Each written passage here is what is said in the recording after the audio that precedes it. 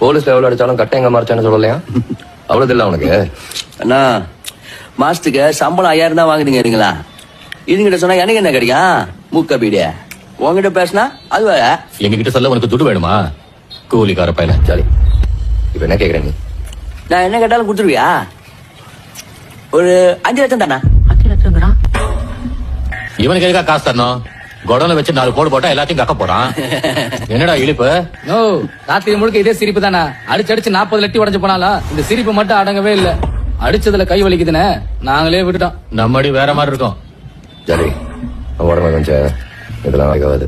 சரிப்பா, நீ கேக்குற துட்ட கொடுத்துறேன். சரக்கு எங்கன்னு சொல்லிப்பா. சொன்னாலும் அவனுக்கு புரியாது. நானே காட்டவா? கைய பூட்டி வச்சுக்காங்களா? இதுல நான் என்னத்தை காட்டுறது?